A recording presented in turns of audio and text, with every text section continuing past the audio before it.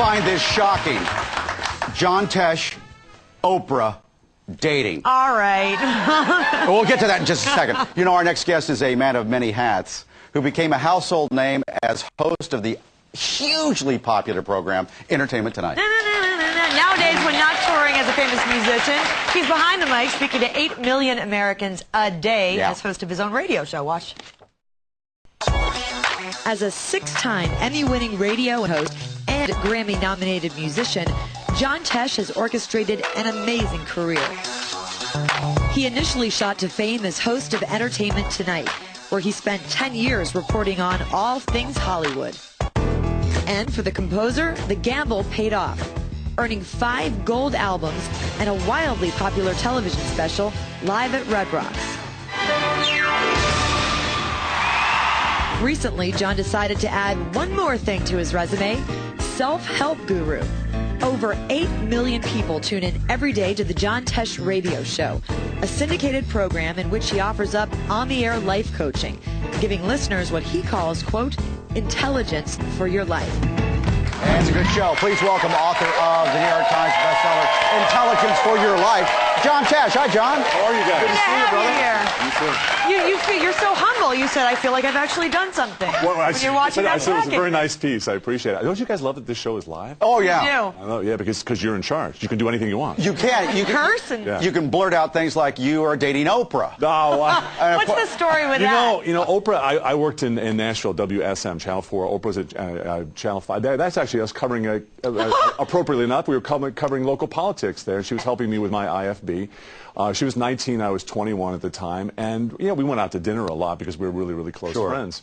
Yeah, actually, she was the one that mentioned that on her show, that we had gone out in a couple of days. But she is, even back then, brilliant reporter. She used to do like a half hour, just filling time in Nashville, just talking about nothing, and it was wonderful. And then she went on to Baltimore. Then yes, she did. Yeah. Now none of us can get on her show. Oh no, she won't take our calls.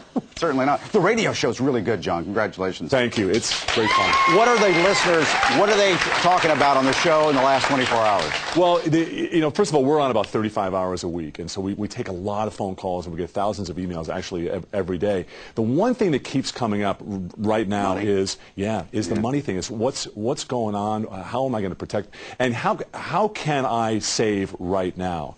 Those are the questions. Is my 401k okay? Well, how do you answer those questions? Well, we actually give very simple tips, and we interview people. Actually, Dr. Leahy has been on our program. We've quoted his book a lot on the worry thing, which is a big part of this as well. But we try to give really quick, concrete tips and connect people to experts. And the most bizarre tip that I've seen was on the ABCs of saving money was to freeze your credit cards. Like literally? Literally freeze your credit cards. So what you do is you actually take your credit cards, if you're having problems with them, you put them in a bowl of water, put the bowl of water in the freezer, and you freeze them.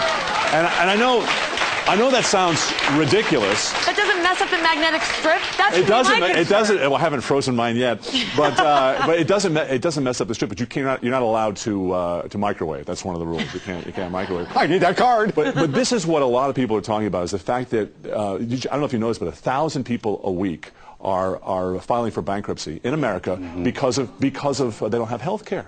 So what happens is you don't have health care, something happens in your family, you charge it on your credit card's maxed out, and then your credit is all messed up. On your show you talk about leading a passionate life. But in these times, we just want to get through the day. Right. We can't worry about passion. Right. Or is that still important? It is, and it's one of the big missions, purposes on the radio show. We say if it doesn't move you forward in your life, if it doesn't cause you to make a big difference in someone else's life, you won't hear it on our show. And the real key to surviving in any of this is living a passionate life. It's find the deepest desire of your heart, figuring out what it is that makes you come alive. But don't you have to start that when you're like 16 years old? No, you don't, because I left entertainment. I left a 7-figure job at Entertainment Tonight when I was. What were you thinking? I know exactly. But because I realized that love the show, love the people, but I realized that reading the celebrity birthdays wasn't much of a ministry. So it's like, my thing has always been follow your dream. My whole dream was music. You know, was playing piano. So we talk a lot on the show about trying to find your passion and purpose in life.